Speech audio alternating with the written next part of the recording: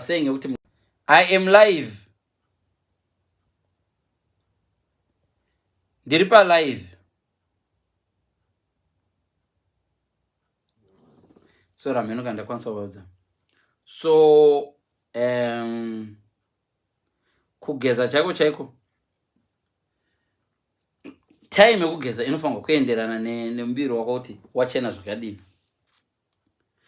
Vanhu chacho vamwe vanogona kugeza chaivo, let me tell you, ufumi hunosiyana, but I think mukadzi chacho anonyatsogona kugeza anogona ita tauro rekumeso chete, oita tauro rekuku nekuku, nekuti you will thank me later, nekuti unoziva tauro rawakapukutisa zasuku mangwana masikati ndiro ropukutisa muromo if you're not careful.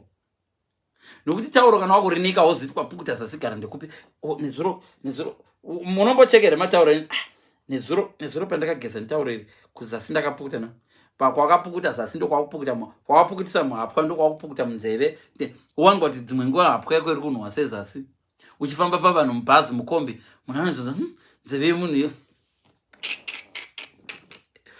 Saka dzimwe dzenguva I think zvakangokosha kuita katauro kako kekupukuta ukunokuku keside tudiki tunoita dola woita kamwe kungopukutisa kumeso, woita kamwe katauro pakati pezviguno panonhuhwa apa ukadhiraya.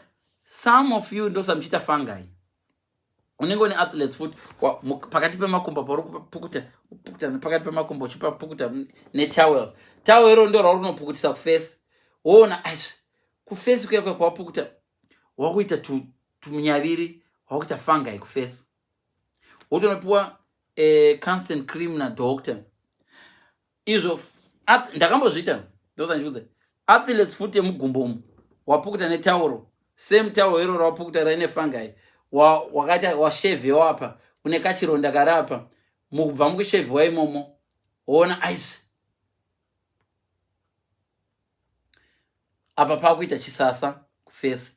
Zvimwe zvisasa zvamunoita kuface hakusi kuroiwa, hakusi kudii, haisi chisurere, ifungi yakabva kugumbo uku, effect yefungi yekugumbo kunoko yakaiswa uku kuface by mistake nenyaya yekatauro chako chaiko. Katauro kaunoshandisa iko kaya. So kugeza ndapindura mbozati kugeza amene vino chisuka ndiro ka zvafana munhu anobvunza kuti ndingatora time yakadi kusuka ndiro. Kusuka ndiro, time yokusuka ndiro ka inodetermina kuti dzachena sei. Unogona kuti awa uchisuka ndiro asi masadza ake of last week achingoripo. Koyamwe munhu anozo kana uchigeza zvidzumburudze,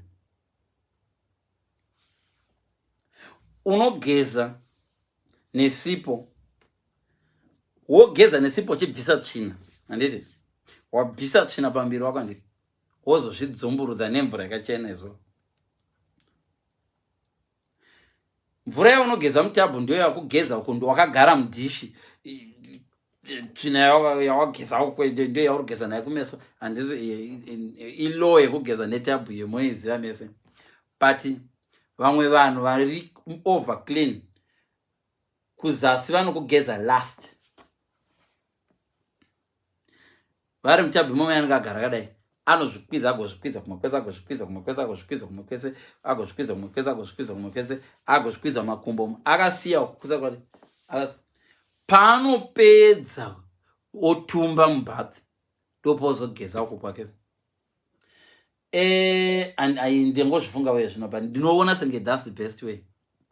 Nokuti uchingopinda mutabhu wabva watotanga kugeza ikoku kumatsvina yese awanga nawo apapamara pamusoro pemvura wauzogeza kunoku. Ndinewo zvangu ndingozvifungira. Remember, I'm not always right, but ndinombotry. So yeah, tongoti yeah, kugeza chii chimwe chandada kutaura tata papiko. Saka bathroom haisi kungomhanya. Kana uchitoenda kuuyi chako chaiko, siya allow time yekugeza. Kugeza ngakuve netime. kugeza ngakuve netime. Good timing chaiyo. Tora nguva yako. Asarambodzana achiti Mwari akanyatsotora nguva yake. Mwari akanyatsotora nguva yake. Nguva yekudiko. Akanyatsoronga akatora nguva yake. Yeah. Mwari akanyatsotora nguva yake. Anotora nguva yake Mwari.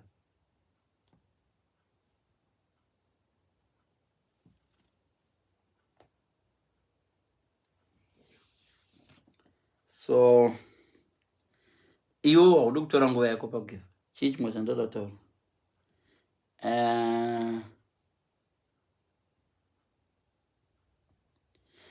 Number 18. Shamwari dzako chadzidzadzo kana relationship ipi zvayo. Usawanza kuda kuisa zvinoitwa nevanhu kumusha zvazvo. Ukaona uchirespectwa kumamisha kana tukupi, kazhinji it's down to your pocket. Ukama hwedu hwokumusha hwokuAfrica, the more respect you get even from family chako is usually the more the money you have. So nguva zhinji dzimwe nguva zhinji respect inowanda nekuda kwe amount of money yaunayo. Dzidza kuti au respect vanhu nokuda kwemari yavanayo kuti munhu ane mari rega ndimu respect. No.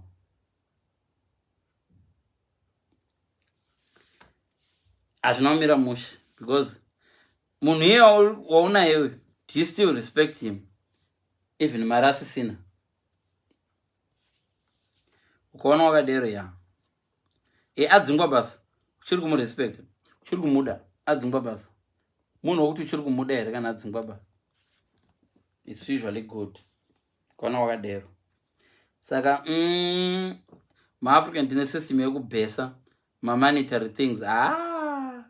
Uona baba vachinyanya kurespectwa stereki vane mari. Mukadzi ane murume ane mari unongomuona respect yacho hazvina kunaka izvozvo. Ngavati kumurume akanomboita nezveko hashandi uyu. Really?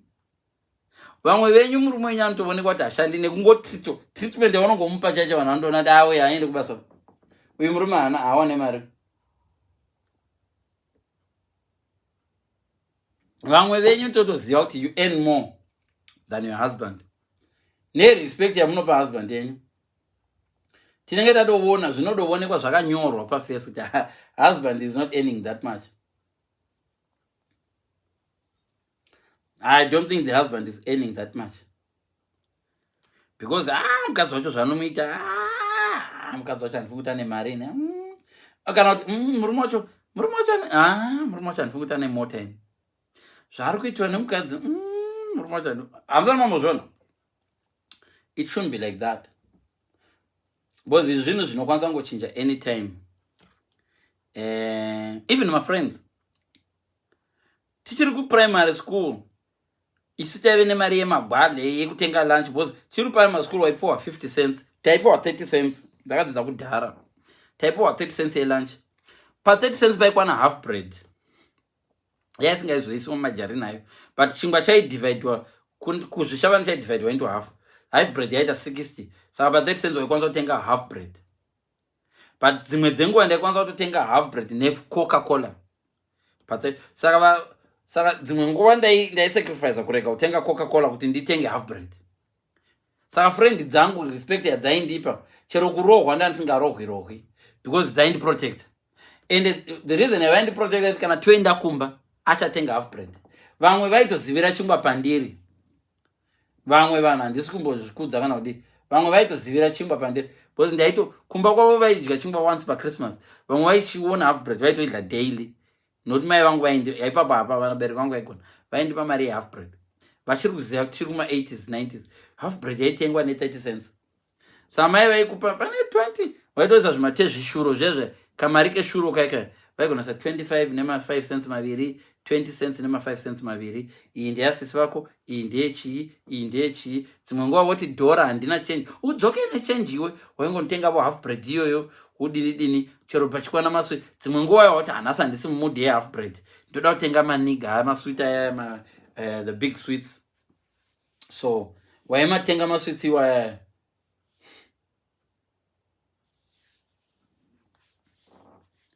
waitenga maswitsi ayo utodya but anga asingagutsi manje but ainakawo nakainaka so kurespecta munhu nekuda kweuya ngorespecta munhu nezvaari zvinochinja izvo. Vamwe vanhu vazhinji togara chitaura kuti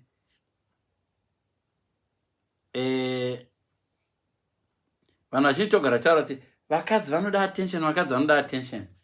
Tinokangamwa chinhu one, chero varume vanoda attention. Ipa murume wako attention, anoidawo futi. Vakadzi vanoda attention, yes, but varume vanodawo attention futi.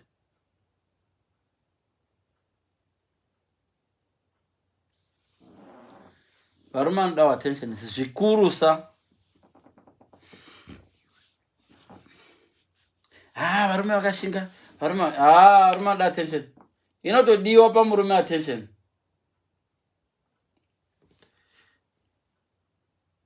So ngatione kuti ndazvonyora panhamba ino. Attention ine kaviri yairi number 21. Attention ine kaviri. Unoza munhu akataura wakateerera wakadai so. Nemo varume mukadzi akati achitaura so ukarega zvauri kuita kurega Xbox game wakateerera wakadai. Mukadzi yeye anokufarira zvokuti okay, kana uchiita video ko nemusikana wako kana kuti musikana wari kupfimba kana wava neshavi rokurambwa imbochinja manyengero auri kuita umbovapa attention yekuteera chacha. Uchiita video ko nomunhu paanotaura papa nokuti vakadzi vazhinji izvana vakagumawo zvinzwa kuna baba vavo kudhara vachiri vacheche. So dzimwe dzenguva mukadzi ukangotanga kumupa attention kuti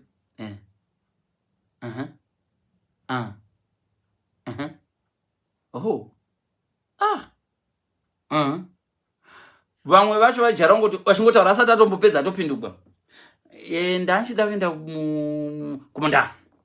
Murume akuti upedzera sende imbomupawo chance apedze sentence dzake. Vamwe vakadzi vanondandama vapewo chance vapedze sentence dzavo. Vakadzi vanototeera panotokudza kuti vamwe vakatonitarisa chawacha video later vanotoziva kuti zvandiri kutaura chokwadi. When was the last time your husband ever said achiti yeah kana kuti anoita ndozviziva mhaniwe I know. Vamwe venyu matova nehabit yekuti kanzi you look good. I know. Imbotsvaka rimwe zuva raundi ukanzi you look good. Oh, thank you so much.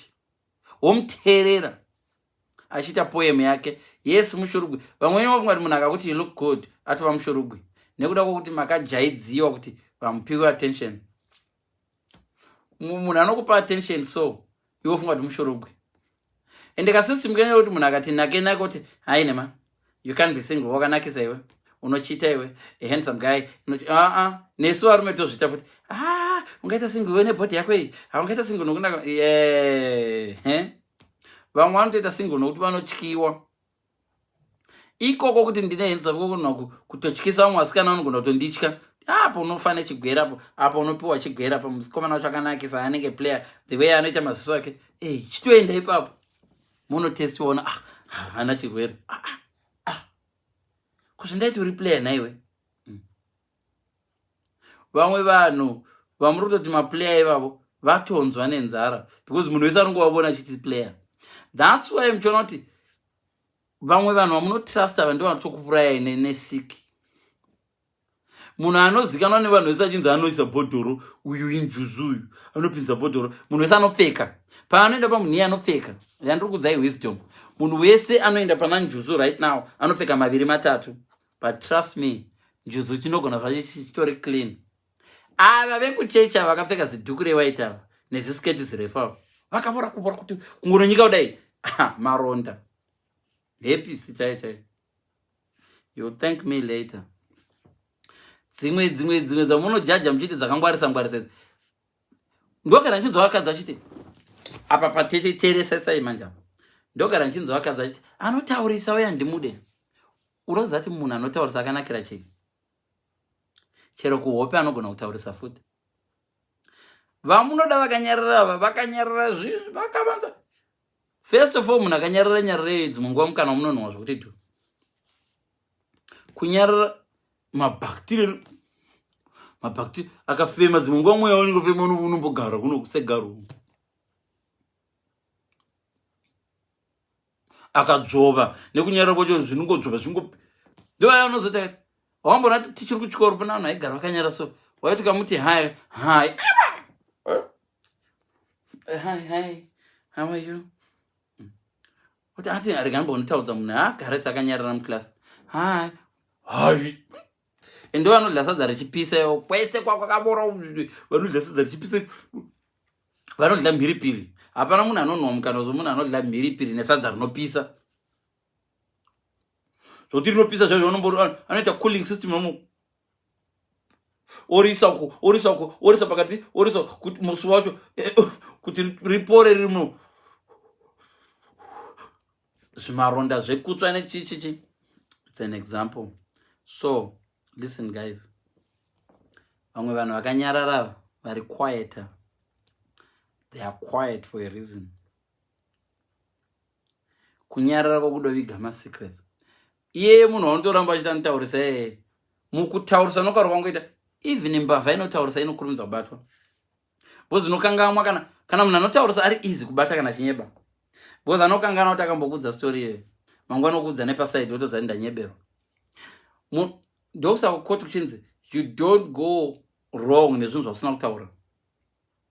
That's why chika machisungwa paipa anoti whatever you're going to say now will be said against you in court. You have the right to remain silent. Vakabudziwa vanhu kuti paunosunga munhu muudze kuti he has the right to remain silent. Nokuti out of anger uchisungwa unogona kuhumana. Vanhu vazhinji vakazopedzisira vabakwa nemhosva. Kuhumana kwavakaita vachitanga kusungwa paipa vachiswa njema vakataura zvimwe zvinhu zvakazouzwa against them in court. So a calm person, makuru anogona chikuruku. Vanhu vari calm. Because munhu ari calm anombowana nguva yekufunga nhema. Which is why ukabvunza munhu manga muripi naye baba? Akatanga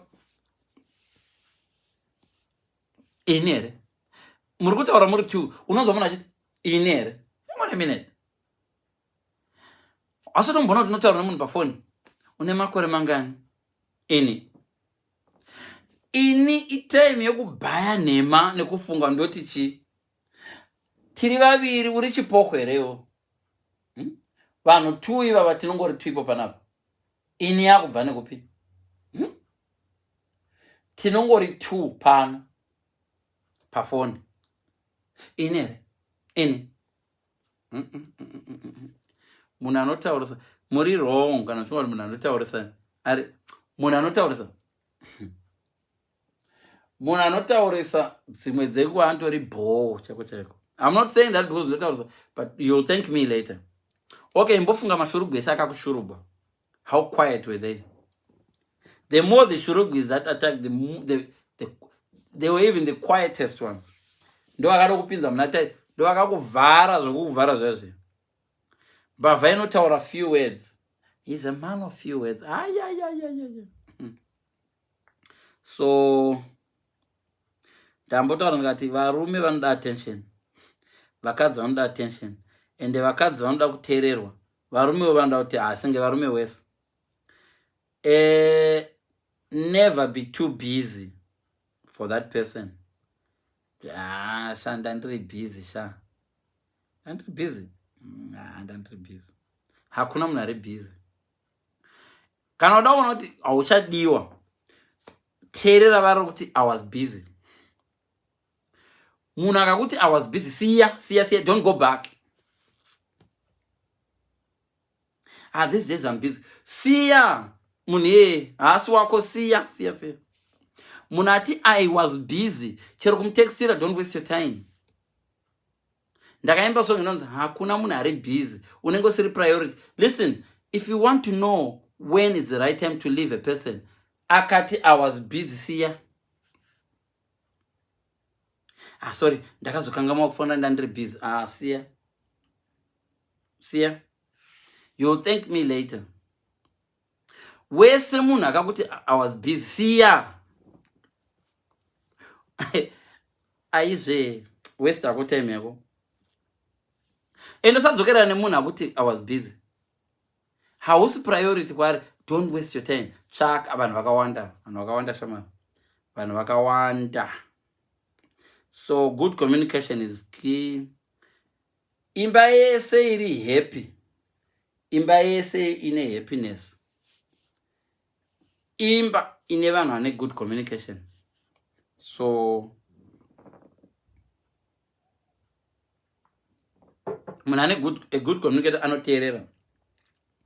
A good communicator munhu anoteerera kurega kupedza zvakutaura. Ozopindura. Mubvunzo. Kuna munhu anokuteerera opindura zvasina kubvunza. Otherwise dei vanhu vese vaigona kuteerera. Dei vanhu vese vakapasa zvikoro. Kuna munhu anokuteerera so. Naiwe unobva kupi kumusha kwenyu? Pano kupindura but ndakadzidza kudhadhaya. Kudhadhaya tatine mhuka dzakawanda. Just because hana kutombopindura mubvunzo. So kuteerera uchizopindura mubvunzo kuri very very vital. Good communication. It is very very important. Kana partner yako yanga ichifunga kuti kuenda takadai kugurira. Ukazoenda makadai mukazoona kuti aiwa uku ndo pari shota. Kana kuti kana anga ne idea kuti hatidai tigodai zvikakaramba kushanda zvake. Iwe zvako zvikashanda. Haisi nguva yekuti ndakakubudza ndine njere inini. I'm educated. I'm smart. No. Be very very careful. Uri kuataka ego yemunhu wako. Dzimwe nguva yega anozviziva. Moses akaenda akaita 40 years. Pane vanhu vaiziva geography pama Israelites. Can you imagine they wakati iwe shamari pane nzira yekugurira inoenda yakadai iwe Moses kana vechikadzi futi. So dzimwe dzenguva unogona kufunga kuti wewe method yako yakapenga ka mukadzi uyodzisa mwana kuti apa unodivide so mwanangu ka uri kuona mwanangu muchiita homework nevana. Usazozvirwa wazviona kandogona metsi kunda vanhu mukumba. Ndaizviona zvinodzwa mumwe vanhu vekwenyu havagoni metsi isusu. Kwedu vanhu vese vakapasa metsi. Kwedu vanhu vakapasa metsi kwedu. Kwenyu chikoro chagara hachisi chenyu imimi. Chikoro hachisi chenyu mwana. Mozviziva. Chero kuchikoro chaikukunda. Vamwenyu munofunga kuti it's a joke kudero pamberi pevana. Uchicriticize munhu atadza kuitisa mwana homework or maybe aitisa method serial. Kana kuti dzimwe nguva mwana aita homework akanofoira kuchikoro wodzoka dedi. Zvamakandiitisa homework zviya zvamaka. Vana vangu musajarira kuita homework nadedi. Dedi venyu havagoni chikoro kapa. Zviri nani muwait, phone me if you want to do homework for muzvingwarire izvozvo. Muzvingwarire. Zvinoparadzanisa. Saka idea yako ikashanda kunda yake usazvirova dundundu and usazviita kuti zvionekwe. Iye akauya iwe nozati idea yako yashanda kudarika yangu. Really? But yenyu inenge inoshanda zvayo but maybe inotora humble yourself. Dzinoita zizi. Kwero ndakagara ndogona maths kind. Wins a certificate yatatione O level. Indine A kind. Imakabuda nechiko pamwe dzakabuda neU. Wakudzireminder inferiority kuti dziri unozvikanganisira relationship yako. Zvimwe zvinhu zvandataura izvi zvakakanganisa marelationship yenyu. Izvezvi relationship yako iri kuvava. Some of you relationship then dziri kuvava. Makabreaka some of the rules zvandataura. Saka endai munoga zvimwe zvaya zvagadzirisike. Because kana wakataura wakatsamwa wakati kadora kumurume akacha aichakuri futi. Aikure futi. Wototsvaga umwe murume. Anofanana. Kune zvimwe zvaunoudza munhu. Ukatuka munhu nezvasingakwanisi kuchinja. Fidzo neziguma. Fidzo mazizino. Haabve mazina unless ndatoniswa made but haabve andeti. So it's forever. So that guy recover you can't undo that. So zvimwe zvinhu zvamunotaura zviri permanent. Wozongoona relationship yako a small hole sank a big ship. Kaburi kadiki kakapinda mchikepe chinozara after 20 years. Chikanyura. kaburi kadiki ukanoboora chikepe zititanic riya ukanoboora nechipikiri chakadiko chipikiri chakadai so chikanoboora ukabvisa so chichifamba musi chikepe chinogona kuzara mvura kuzasi kwekweya after 50 years or 20 years or 10 years or 1 year depend, but a small hole sank a big ship. So a small miscommunication inouraya musha wako.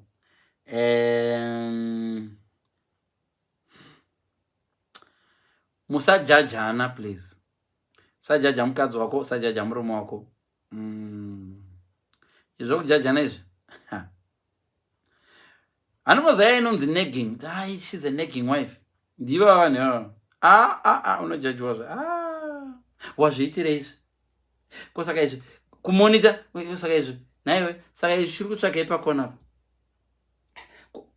kosei mahita ari on nai muchando muno kosei mahita ari on muzuva richidai so kondiana ane muisa asi yadhora kashama nagging yacho inopedzisira. Yes, even une OCD zvimwe zvazvo zvinonyanya. So don't be too judgmental. Number 22, don't be lazy. Murume or mukadzi, friend or shamwari, whatever zvamunoda kutaura, don't be lazy. Laziness inoputsa musha. Umwe kana chimuka chinosvabira svabira kunotengesa matomatisi, budai mese munotengesa matomatisi. Zvokuva lazy zvimwe zvacho hazvibhadharizvo. So don't be lazy. Murume or mukadzi, don't be lazy. Vakadzi voku-UK vazhinji vanocomplaina, varume havaendi kubasa, varume havaendi kubasa. Ilaziness iyoyo. Ilaziness. Vamwe vanhu vanotori lazy kugeza chavo chavo. Too lazy to go for a bath. Ndiri simbe ndangoraraini ndongogeza makumbo. Ndiri simbe ndakunoraraini.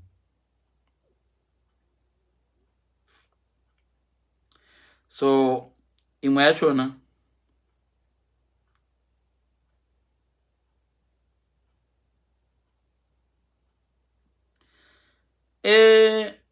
hanzi ukama igasva hwakazadziswa nekudya.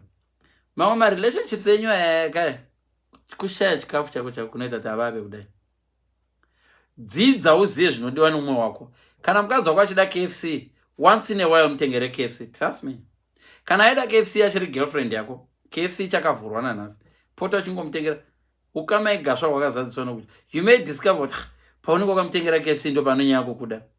Murume same thing. Kana murume wako achida food mazondo, pota uchabika once in a while. Kutokumbira mari kwaari kuti ndipo mari ndo kutengera mazondo. Food inodzikamisa zvakawanda mupamwe. Kana chitoti food ndoreve yekubika nefood imwe idzodzo food idzodzo dziri mbiri musadzotamba nadzo. You will thank me later. You will thank me later. Saka 25 nandati musava too demanding. Vamwe venyu demand acho mademands amuna waya ndoda munhu anodai ndoda munhu handidi glass rangu angogara riri half full half empty as well. Ndoda glass rinogara riri half full. Dzimwe dzenguva mademands ako hamake sense because kana chinhu chiri half full chiri half empty as well. Ina handidini glass rinogara riri half empty, ndoda glass rinogara riri half full. You're saying the same thing. Mindset yako ndo irungove confused chete. So don't be too demanding for no reason.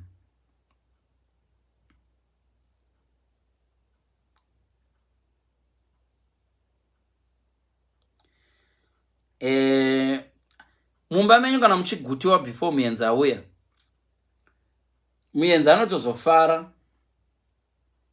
Muenzi akauya nyangwe ane good atmosphere yakaita sei, kana akauya mumba mune nzara zvinoita catch up. Azona mwanzi munguva munowanikwa nevanhu vanowanikwa vakatsamwisana so. Muenzi uya, hello makadii pastor, hi pastor, amen. Zvinooneka.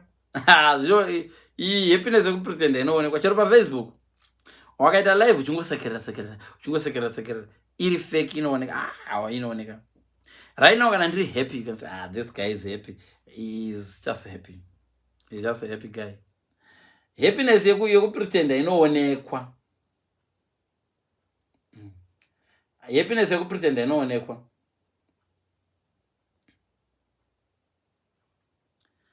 So totichi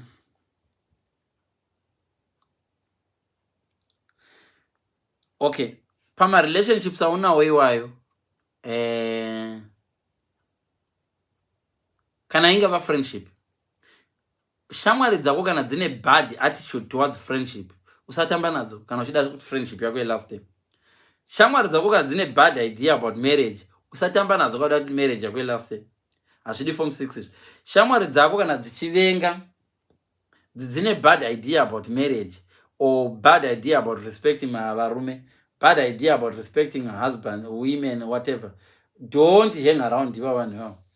Vese vanhu vaive married vakatamba nemasingle mothers, kana masingle mothers asina kupedzisira azoroorwa vakapedzisira vava masingle mothers, you will thank me later. And muchazviona wese munhu akanyanya kuita mafriends ari single iye ari married akapedzisira ave kuacta senge munhu ari single kana vanhu vacho vari single vasina kuroora. So ukaona iwo nemafriends ari single asi uri married vakatadza kuroora within a year 2 years, vanhu vari kutamba navo, uchapedzisira wa single ivo. O ukasapedzisira wa single uchapedzisira wa kuacta senge single person. So you understand.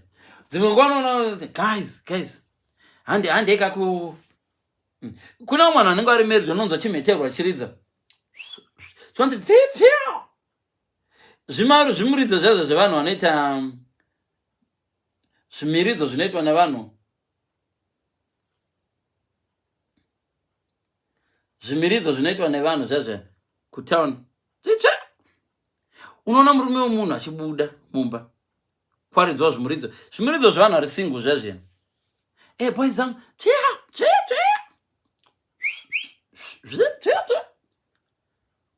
kutoona zirume rine ndebvu riri married vanangu imbosara pana shamwari dzangu dziri kundidana panze. Iwe munhu ari married zvimwe zvinhu zvakaita sana zvimuridzo zvazvo hazvichazi zvako zvazvo. So dzimwe dzenguva ka let's just be honest, shamwari dzako dzikaramba dziri single iwe ukaita shamwari 6 dziri single uri married, isedza ndiwo chape. Even chechi chaicho ukaona uchita shamwari 19 dzinoenda kubhawa asi uri mukristu uchapedzisira wakubhawa chete. Unogona kuramba uri muchechi but unenge wadiwa ebhawa person ari muchechi. Hazviite kuti uswere nevanhu. Even Bible racho rakataura rakati hakuna munhu angatamba nevunye akasavaviwo. Kutamba nevunye ugosavaviwo hazviite. So kana shamwari dzako idzodzo idzi dzaka don't associate. Kana uri mukadzi ukangoassociata nevanhu haine murume handijadzi, varume anoda polisi, varume anoda polisi. Indandiri married for 21 years, iwe uri married. Indandiri murume wako uya hai mwana muri kusvika kumba here. Ndo zvaitoita wangu izvozvizvi, wangu ndisandamuramba ndo zvaita izvozvizvi. Wangu murume asati ahura akatotanga seizvozvizvi. Hazorambozvinzwa ukaona murume akudaiso atova mushurugwi. Dzimwe nguva anogona kuti uchifamba nevanhu vakaramba varume kana kuti vakaputsa relationship dzavo, anogona kuudza kuti mukomana nhenga andipfimba, uchiudza munhu ari single. Ukaona chikupimba chitodaido uchatotanga chihure. Iva vanhu vanohura ivava, vanohura, vanhu iva vanohura, vanhu iva vanohura. Inini wangu aindipimba ndo zvaitoita izvozvo, ndo zvaitoita izvozvizvo. Unoramba munhu iwo ukatamba neari married, unoona kuti munhu ari married anogona kuudza give him a chance, my nini, give him a chance, he might be right guy, he might be a good guy. Handangoona chibhati chakapfeka mani arinenge churugwi. Munhu ari married unoza imupe chance dzimwe nguva asi shurugwi we. But kana riridzi munhu uchitamba nemashurugwi wamona mukadzi uyu matarisiro andiita patatasangana paya handizive ndiri munyowani. Wamona ndozvaita vakadzi vanohura, ndandakaroora ini ndozvavakadzi vanohura. So munhu ane bad attitude towards my relationship anogona ngotaura zvinhu zvinodiscourage relationship dzakada kudero. So it's not rocket science. unongozozviona iwe kuti ndakatamba nevanhu vanotamba nevanhu masingle mother. Handisi kuti masingle mothers ngaatambe newe achiuya for advice yokuti vavewo nedzimba. Ukavona vasingavuyi kuzotsvaka advice kwauri, vari kudouya neadvice yokuti uputse yako, you will thank me later. So handisi kuti kana une friend single mother you are married, kune vamwe vanenge vari single mother vachiuya for kwauri iri attraction yekuti une good advice. So vamwe vanhu vanondifollowa pano vangondifollowa for good advice, but vamwe vanhu vari pano vanenge vaida kungondifollowa kuti vadzidze kuita malive asina nemusoro wese. Tauya kuzodzidzira malive asina nemusoro wese. So iwe ndiwo you know how iwe ndiwo chadetermine, ndiwo unodetermine kuti chii, ndiwo unodetermine kuti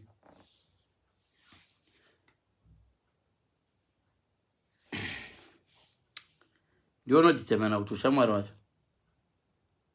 Masingle fathers haapewo ere bad advice. Ndiwo ari wese manje masingle fathers. Umwe musingle father anenge akarambwa nekuda kwokuti he wasn't a good dad, wakarambwa nokuti ane gambling problem. Shamwari vakadzi havatevedze hande tinobhedha tinowina mariwe. Shamwari yaitimwe doro. Guys, vakadzi havatevedze hande tinomwa doro guys. Idzo dzakarambigwa kumwa doro dzichiraradza hadzina control of alcohol, dzotori nealcohol problem. Guys, nyaya kana dzanetsa zvinoda timbonomwa doro guys. Uri kuona? So it's worse. Masingle fathers ndo anotori worse. Masingle fathers anotori worse. Anotori worse masingle fathers. Saka yeah,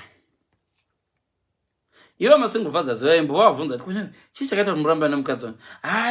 Vakadzi vamazuva ano vese hazorambozvinzwa. Wakatamba nesu anafidza kudza kuti muuk hamuchina vakadzi. Ukanzwa masingle fathers tichitaura muuk hamuchina vakadzi, muuk hamuchina vakadzi, kana vakadzi hamuna. Vangu vamahureka muuk hakuna vakadzi. Ukatamba nevari married ufunge kuchechi kwedu uku tinomboita china chemadzimai variko vakadzi vari single vakawanda. Ukabvunza munhu akafoira chikoro ukamunzwa aita chikoro hachina basa. Chikoro hazorambozvinzwa here? Chikoro hachina basa, chikoro hachibhadhari. Bvunza kuti ndiani wakambonzwa ane masters ane chikoro hachibhadhari. Even asina akaita course isingabhadhari anokuudza chikoro ukaita good course chinobhadhara. Anogona kupa advice vaizoti chikoro ndiani ane chikoro hachibhadhara. Chikoro chinobhadhara boys zangu, tinganyeberana chikoro chobhadhara. But unonzwa munhu achitaura kuti because iye kwaari zvakakundikana. So rega kuassociate nevanhu vane wrong mentality about anything that you aspire. Kana uchitamba nemunhu uchida marriage, tamba nevanhu vane marriage iri successful, ucharoorwa. Kana uda kuroorwa tamba. Ukatamba nevanhu vari single iwewe muri pacompetition. Saka munhu ari single dzimwe dzenguva anenge ari single for a reason. Akaona kana uda kuona munhu ari very unlikely to introduce you to a good man is a single person. Iye achidawo murume. Imbondudzai mugorere zhara muya patainotsvaka zviupfu kuti zviri kutengeswa kuluvhevhe tobva kokupumula. Kune upfu huri kutengeswa kuluvhevhe, kune upfu huri kutengeswa kupumula. Taita sei? Munhu aikuadvisa upfu huno ndimunhu akatobata upfu. Vakanzwa rume kuti upfu hwakuwanikwa kushope kwanhingi vaitanga vanotenga. Hakuna munhu guys handei upfu hwakwa, ukamhanya ukasiyiwa mugore rezhara vakamhanya vakakusiya. Ndo zvakaita marriage izvozvo. Umwe munhu ari single akazvinzwa kuti wakuda kuroorwa havana positivity yekuti maybe pamuchato wake ndichazowana murume. Ndigosekwa zvangu ndigosara ndandoga ndisina kuroorwa. Saka dzimwe dzenguva anogona kudonyarara. Ndosandai kudza ndichiti pamalive ndaita kudhara ndikati pamafriends ako ipapa pari single pane one wanotoziva kuti uyu ndikangoudza nhingi uyu nanhingi vanoroorana itype imwe but havafi vakakudza musi vanodomoti ndorambonotsvaka varume kuzaja kana kuriwo kune varume vekuzaja anoraya kuzaja andokudiscouraja. That's why dzimwe nguva usingafaniri kungotaura zviri mupfungwa dzako. Zvimwe zvacho unomboitawo wega. You will thank me later. So chimwe chii chandada kutaura.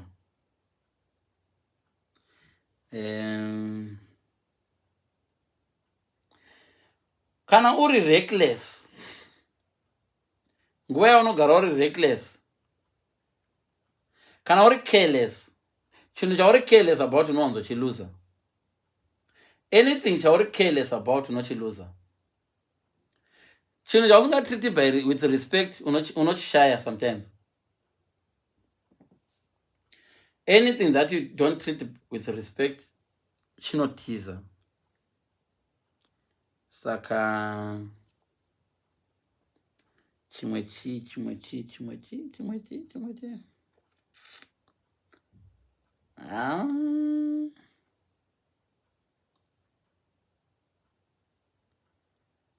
usave reckless. Zvimwe zvandambotaura kwokutanga zvakada kufanira kuti usaudza murume kuti chaunogona hapana, hauna chaunogona iwe. Vana vakateerera, so vakadzi vakateerera, vana vako vasikana vachingokunzwa vanogona kukura vachitofunga kuti varume ndio basa ravo, maobject. Same nemurume, ukagara uchikritisa mai vevana vako, vana vako vachizviva vana vechikomana, vanokura vachifunga kuti mukadzi ndio treatment yanoitwa.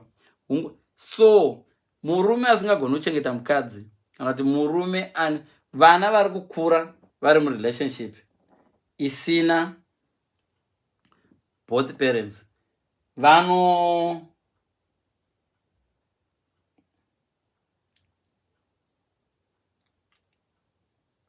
vanokura murelationship isina both parents vanongoita bad attitude towards marriage, kana kuti vakaroora marriage dzavo dzinowanza kusashanda. Havana experience yekuziva kuti how do you make marriage work.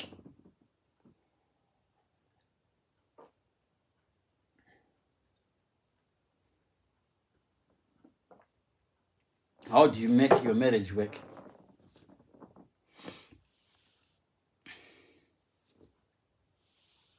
So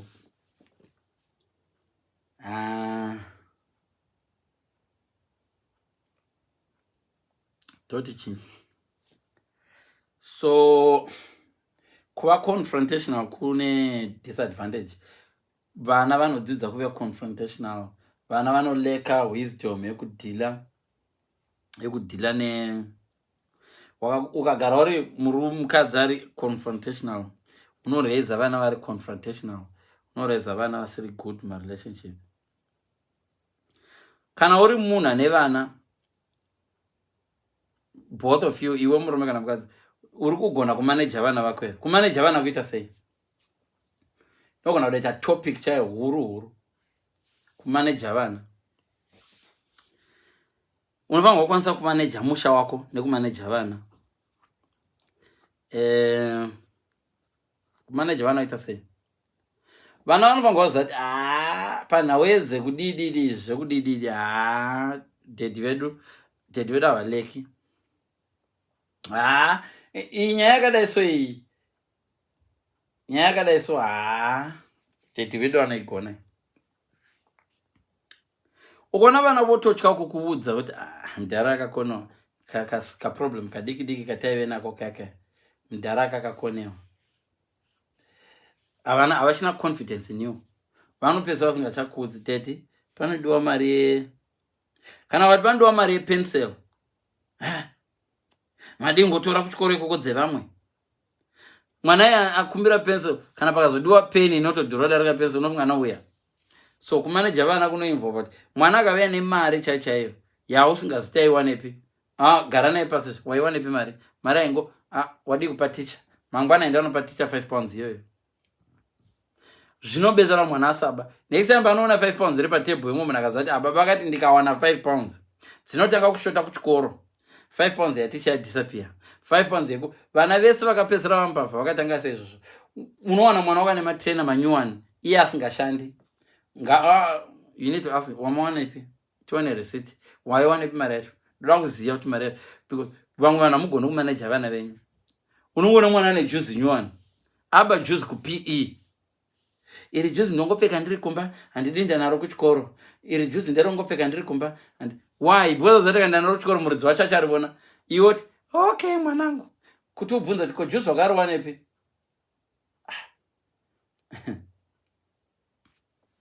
Responsibility yababa ngavazive kuti zvinhu zvimwe hazvizongowiwa nazvo kumba usingazivi zvawanikwa sei. Ndokunonzi kugona kumanaja vana. Saka apa ndinga last chimwe chii chandada kutaura kana even marriage yako unofanga wagona kuimanaja. Gona kumanaja marriage yako. Be wise as a partner. Wisdom kuzi ati rega ndingorespekta munhu wangu if ari wrong, rega ndingorespekta mukadzi wangu if ari. Vanhu vazhinji vanorespekta vanoziva respect unoipa munhu even isingadeservewi. Zvazvo kuti munhu anozopedza but munhu uyu ndakamutadzira ndiye atondirespect. So respect yakakosha. Respect munhu even munhu anogona zvipakera chaizvo mustreet anogona ngoti sorry kumunhu posanza sorry yakafanana necolgate ka sorry yakafanana necolgate in the sense kuti dzimwe dzenguva mazino chavo chaanongobviswa nokuda kwokuti wakatadza kuti sorry. Unoziva imwe fight yawakazoita iyeyo ukarohwa zisoro kazvimba ndinowangoti sorry kumunhu wachona pamwe dei musina kutombozorwa. But iyeyo kuti like humbleness yekuti ndokudzorera pachake newe pfuti wakapedzera munhu akukwatura. So munhu ane wisdom anza zvimwe zvinhu zvoda ngosiyiwa. Uzachi no ingosiyana navo. Nepa wenyu akanda chipa uyapa. Ingosiya zvakadero. It's okay. Torai muwacha. Zvinoseva future problems. So wisdom. Dzimwe dzenguva vanhu ukauya kumba nhasi handimbovati ndoti vandova ndakagara pano ndo chinhu chimwe chandotanga kumubvunza ichocho wanga uripi. Dzimwe dzenguva vanozati vana baba vedu vaigona dzimwe dzenguva panova chimwe kuti manje nhasi ndazorohwa panapa vaigona ngonyarara so unongokamirira kuti chindibvunza yaka ndanonoka nchiitei havakubvunzi komudhara vaita seko ndicharohwa nguva iko haurohwi kundorohwa nguva iko zvandatadzira wisdom. Saka paunoinda mangwana manje kuti ndigopa makunonoka kubva kumba indisina kurohwa zuro ndozorohwa mhosva dzambiri rega ndikurumidza kuba unoziva dzimwe mhosva yandakapera last week ikazoedhegwa pane yandiri kuita zvino so sometimes hapasi pese panoda kungorohwa mwana. Dzimwe nguva mwana ukangomutarisa swaita zvimwe zviri wrong neziso rokuti waita zviri wrong zvinoita kuti pamberi apo atye kuita zvimwe futi zvinhu zviri wrong in the sense kuti anenge achiti iya nezuro haisati yatongwa nyaya kuii ndikazoita imwe. So yaive wisdom. So as a woman as well unogona kuita wisdom baba mwana vanonoka kubva kubasa wavaratidza kuti wazviona kuti vanonoka kubva kubasa because sometimes varume vanonoka kubva kubasa ka vanokotsira. So wana mukadzi akakotsira vabva kubasa so nyaya dzouya dzichiti nyahwa dzichinyahwaira dzopinda mubedroom dzofunga kuti mukadzi hazi ndadzoka nguvai. So dzimwe dzenguva murume abva kubasa you don't need to wake up to confront him. Paanongopinda mubaba achisvika ma2 am hello ndimwe here kuti azvizive kuti ndo so it's better than manga muripi because you all know kuti murume akanonoka kudzoka kumbaka kana kuti mukadzi akanonoka kumba ukambudza kuti manga muripi ari murodhi anenge achitogaya nhema dzokukudza. Saka imboita kuti sometimes munhu akagaya nhema dzokukudza iwe rega kumubvunza manje odzikangamwa musi waunozomubvunza manje after 2 weeks musi weThursday wewe makauya sukuma muripi dzakanganwa dzakaplana nhema dzokuti ndakanga wakadi kundibvunza ipapo baba mwana ka. So sometimes munotoleka wisdom ukaona murume abva somewhere kana kuti partner yako yabva somewhere wrong time, wakaibvunza, he who asks begs for kunyeberwa.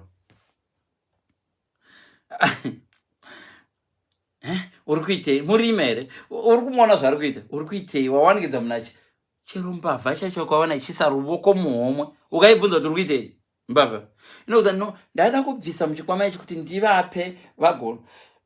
Ichiba mushopu so unonzwa mbavha ichi, ndachida kuti pandinobva mushopu meme ndibude nacho panze ndigonoradza maporisa, ndo zvinhu zviri kubiwa muno muraini zvapedzewa mushopu. Mbavha ino so an explanation sometimes don't even look for an explanation, because urungobhega kunyeberwa. So don't be too confrontational. So chimwe chii chandada taura ipapa,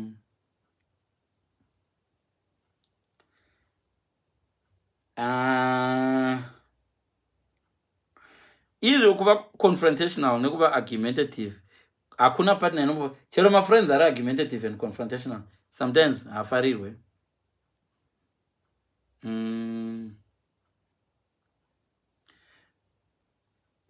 Kuda vana ndambotaura kumusoro, mamwe acho yanguva repetition. Ngatifarirei vana vedu, kana uchida vana usually it's a good omen. Chimwe chii futi kungonamata wokuva munhu anonamata. Kunamata kunoratidza kuti kune munhu waunoziva nesimba kukunda iwe, Mwari. Usually kana uchirespecta Mwari vausingavonika, kurespecta Mwari vausingavoni,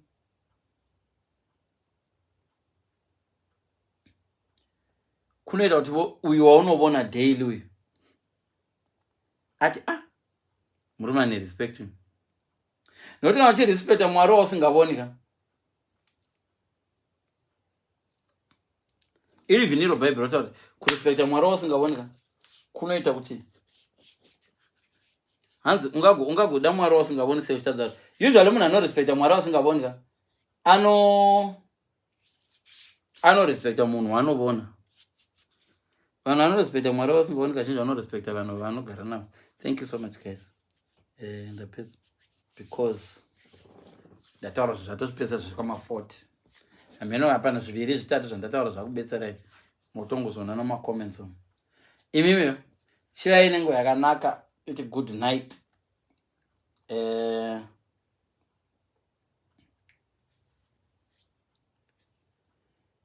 Titi good night.